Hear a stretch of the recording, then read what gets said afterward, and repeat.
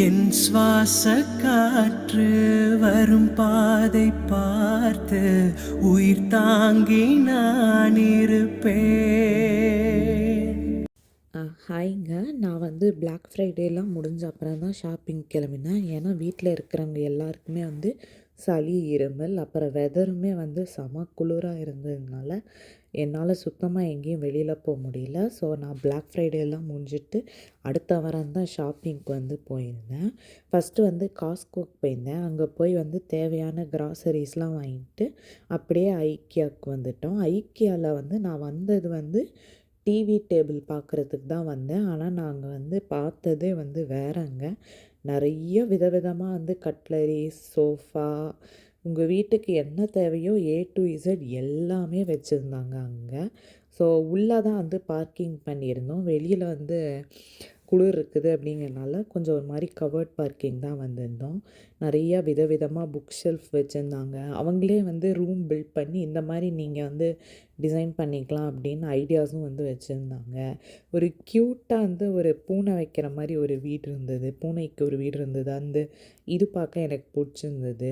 அப்புறம் நான் வந்து சீக்கிரமாக முடிச்சுட்டு கிச்சன் சைடு வந்து போயிட்டேன்.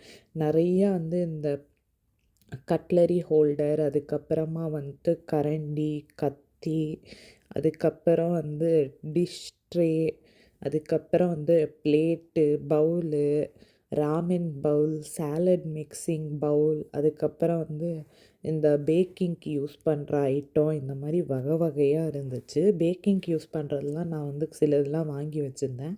அதனால் அதெல்லாம் வாங்கலை. இந்த மெஷரிங் ஸ்பூன் வந்து எனக்கு பிடிச்சிருந்தது. அதுக்கப்புறம் நிறையா பிளாஸ்டிக்லேயும் வச்சுருந்தாங்க. எனக்கு பிளாஸ்டிக் வந்து அவ்வளோவா வேணாம் அப்படின்னு சொல்லிட்டு நான் வந்து பிளாஸ்டிக்கில் வந்து எதுவும் பெருசாக எடுக்கலை. அதுக்கப்புறம் ஐஸ்கிரீம் ஸ்கூப் வந்து பார்த்துட்டு இருந்தேன். அது நான் தேடின மாதிரி எனக்கு வந்து கிடைக்கல. ஸோ அதனால் அதை நான் எடுக்கலை. அதுக்கப்புறம் நிறையா இந்த வடிகட்டி, அதுக்கப்புறம் இது இருந்துச்சு. அது என்னது? ஸ்பைஸ் மிக்ஸ் டப்பா. அதுக்கப்புறம் நிறையா வந்து விதவிதமாக வச்சுருந்தாங்க.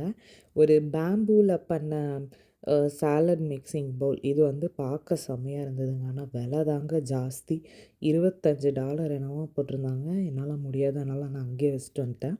அப்புறமா வந்து நம்ம வந்து பார்த்துக்கலாம். சாலட் மிக்சிங்க்கு $25 வந்து இப்போ நான் செலவு பண்ணோமா அப்படின்னு. இது முடிச்சுட்டு அதுக்கப்புறம் கோல்ஸ் போயிருந்தேன். ஒரு பர்பிள் ஜாக்கெட் எடுக்கணும் அப்படின்னு சொல்லிட்டு. ஆனால் கோல்ஸில் வந்து சுத்தமாக ஒன்றுமே இல்லைங்க. அதனால் நான் திரும்பி வீட்டுக்கு வந்துட்டேன். ஸோ இதுதான் நான் வந்து ஐக்கியாவில் வாங்கியிருந்த ப்ராடக்ட்ஸ். என்ன வாங்கியிருந்தேன்னா வெள்ளை கலர்லேயும் அதுக்கப்புறம் கருப்பு கலர்லேயும் வந்து ஒரு சிங்க் ப்ரஷ் வாங்கியிருந்தேன். ஆக்சுவலாக அந்த ஒயிட் கலரை விட பிளாக் கலர் தான் வந்து விலை ஜாஸ்தியாக இருந்தது. $2 வந்து வச்சுருந்தாங்க. அப்புறம் கரண்டியெல்லாம் போடுற மாதிரி ஸ்டெயின்லெஸ் ஸ்டீலில் வந்து ஒரு ஹோல்டர் இருந்துச்சு. அது எடுத்தேன். அதுக்கப்புறம் வந்து அந்த ஒயிட் சிங்க் ப்ரஷ் வந்து 79 cents என்னமோ. அதுக்கப்புறமா ஃப்ராத்தர், இந்த நுரை அடிக்கிறதுக்கு, அப்புறம் வந்து ஜூஸ் மிக்ஸ் பண்ண அந்த மாதிரி இதுக்கெலாம் வந்து இது வாங்கியிருந்தேன். இதுதான் நான் வந்து வாங்கிட்டு வந்திருந்தேன். ஸோ எப்போவுமே குளிர் இருந்ததுன்னா எனக்கு எதாவது நல்லா காரசாரமாக சாப்பிட்ணும் அப்படின்னு தோணும். அதனால இன்றைக்கி வந்து கறி நூடுல்ஸ் தான் வந்து செஞ்சு சாப்பிட்ருந்தேன். Good morning. ஸோ இப்போ டைம் வந்து பார்த்திங்கன்னா 11:15 ஆகுது. அப்படியே உங்களுக்கு வெளியில் காட்டுறேன் இருங்க. ஸ்னோ வந்து இன்னும் இருக்குது. இப்போ வெயில் அடிக்க ஆரம்பித்ததுனால தெரியுதா உங்களுக்கு வெயில்? இப்போ வெயில் அடிக்க ஆரம்பித்ததுனால மெல்ல மெல்ல இனிமேல் ஸ்னோ வந்து உருக ஆரம்பிக்கும். இதுதான் என்னோடய வின்டர் பிளான்ஸ். இப்போதைக்கு செம்பருத்தி நல்லாயிருக்கு. அப்புறம் துளசி வந்து முக்கால்வாசி எல்லா இலையும் உதிர்ந்து குட்டி குட்டியாக சின்னதாக கொஞ்சம் இலை வந்துட்டுருக்கு. அப்புறம் என்னோடய கருவேப்பிலை அதுவும் ஓரளவுக்கு இருக்குது. ஆனால் அதுலேருந்தும் இலை வந்து உதிருது. ஸோ இங்கே வந்து பார்த்திங்கன்னா இப்போ லஞ்சுக்கு ரெடி பண்ணிகிட்ருக்கேன். அவர் மத்தியானம் லஞ்ச் சாப்பிட வருவார். ஸோ டெய்லி ஒரே மாதிரி செஞ்சு போர் அடிக்குது அப்படின்னு சொல்லிட்டு இன்றைக்கி சாட் வந்து லஞ்சுக்கு வச்சுக்கலாம் அப்படின்னு வச்சுட்டேன். அதனால் இன்றைக்கி பேல்பூரி தான் லஞ்சு. தனியாக வந்து இந்த பவுலில் வந்து ஃப்ரூட்ஸ் அண்ட் வெஜிடபிள்ஸ் கட் பண்ணி வச்சுருக்கேன். ஆனியன், டொமேட்டோ, குக்கும்பர், அதுக்கப்புறமா ஆப்பிள், மேங்கோ போட்டிருக்கேன். இன்னும் உங்கள்கிட்ட என்னெல்லாம் ஃப்ரூட்ஸ் இருக்கோ அதெல்லாம் ஆட் பண்ணிக்கோங்க. ஆரஞ்சு, பேரிக்காய், கொய்யாக்காய் இதெல்லாம் ஆட் பண்ணிங்கன்னா, அப்புறம் கிரேப்ஸ் இதெல்லாம் போட்டிங்கன்னா மாதுளை போட்டிங்கன்னா இன்னும் சூப்பராக இருக்கும். ஸோ இதை வந்து தனியாக வச்சுருக்கேன், மிக்ஸ் பண்ணாமல் இருக்கேன். முதல்ல மிக்ஸ் பண்ணி வச்சிட்டோம் அப்படின்னா பொரி வந்து நமுத்த மாதிரி ஆகிடும். ஸோ இதை தனியாக ரெடி பண்ணி வச்சுருக்கேன். இங்கே வந்து ரெடிமேடாக வச்சுருக்கிற டேட்ஸ் அண்ட் டேமரின் சட்னி வச்சுருக்கேன். இது வந்து ஸ்வாத் பிராண்ட்லேருந்து வாங்கினது. எப்போவும் லக்ஷ்மி, தீப், ஸ்வாத் ஏதாவது பிராண்ட்லேருந்து வாங்குவோம். ஸோ க்ரீன் சட்னிக்கு வந்து ரெடி பண்ணோம். அதுக்கு வந்து இந்த மிக்ஸி ஜாரில் வந்து இப்போதைக்கு மல்லி போட்டு வச்சுருக்கேன். இது ரெடி பண்ணணும். ஸோ இப்போ இதில் வந்து புதினா, பச்சை மிளகா ரெண்டும் சேர்த்துட்டேன். இதை வந்து இப்போ தண்ணி விட்டு அரைச்சி எடுத்துகிட்டு வர போகிறோம். ஸோ இதை அரைச்சி எடுத்துகிட்டு வந்துட்டோம். நல்லா அந்த பச்சை மிளகா நெடி வந்து அடிக்குதுங்க. இது வந்து கொஞ்சம் டார்க் க்ரீன் கலரில் இருக்குது. உடனே ஆக்சிடைஸ் ஆயிடுச்சுன்னு நினைக்கிறேன். எப்பவும் பச்சை கலரில் தான் இருக்கும். இல்லை பச்சை கலர்லேயே இருக்கணும் அப்படின்னா என்ன பண்ணணும் சொல்லுங்கள், எனக்கு சரியாக தெரியல. ஸோ இங்கே பாருங்கள், எல்லாத்தையும் ரெடி பண்ணி எடுத்து வச்சிட்டேன். இது வந்து பேல்பூரி இந்த ரெடி மிக்ஸ் வந்து விற்பாங்க. இருங்க இதை ஓப்பன் பண்ணி காட்டுறேன் நான்.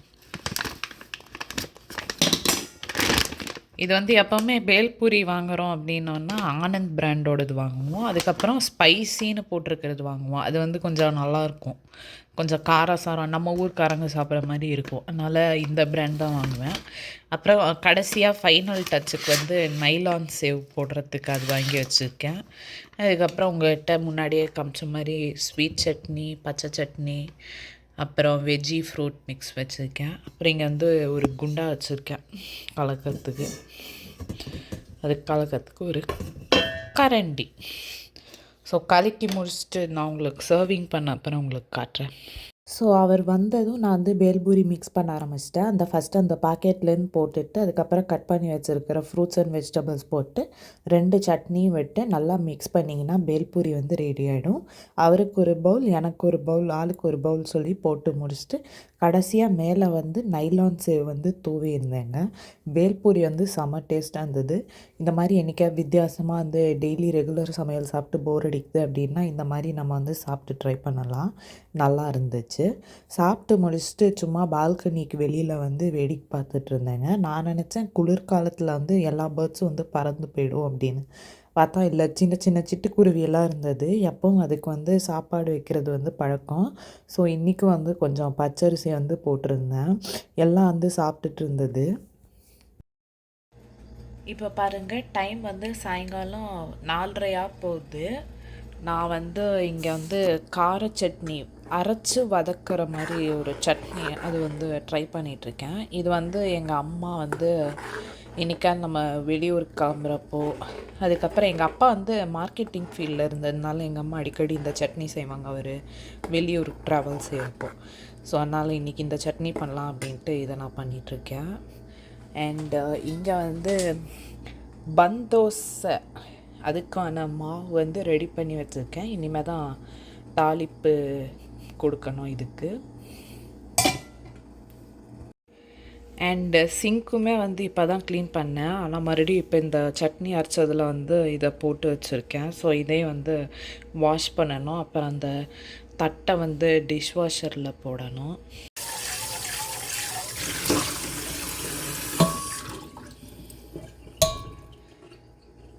இப்போ வந்து பால் காய்ச்சறதுக்கு வந்து பாத்திரம் எடுத்துகிட்ருக்கேன்.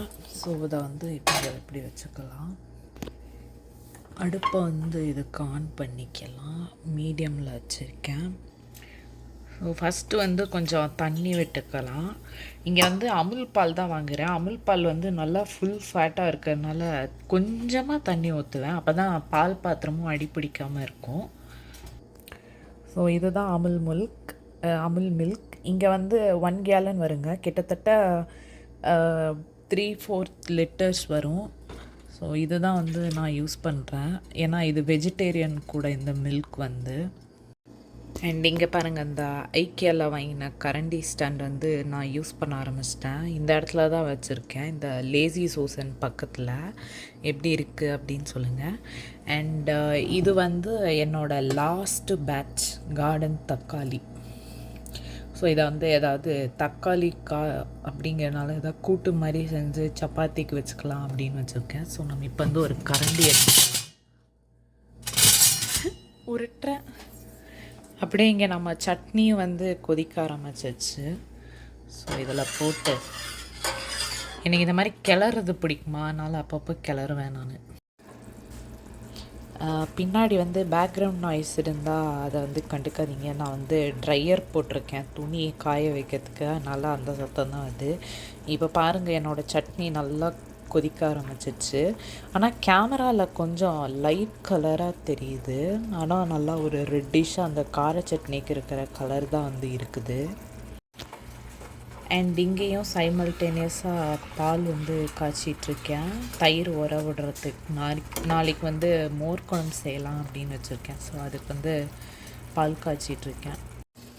இப்போ பந்தோசைக்கு தாளிப்பு கொடுத்துடலாம். ஸோ ஒரு கடாய் வச்சுருக்கேன், தாளிப்பு கடாய். இதில் கொஞ்சமாக இப்போ வந்து எண்ணெய் விட்டுருக்கேன். இதில் இப்போ கொஞ்சம் கடுகு போட்டுக்கிறேன், கொஞ்சம் ஜீரகம், அப்புறம் கொஞ்சம் கடலைப்பருப்பு, கொஞ்சமாக உளுத்தம்பருப்பு, அப்புறம் மிளகு ஆட் பண்ணியிருக்கேன். சாரி, நடுவில் வந்து கொஞ்சம் வெண்ட் ஃபேன் ஆன் பண்ணிட்டேன், இல்லாட்டி ஃபயர் அலாம் வந்து கத்த ஆரம்பிச்சிடும். இது கூட மிளகும் போட்டிருக்கேன், அது சொல்ல மாட்டேன்.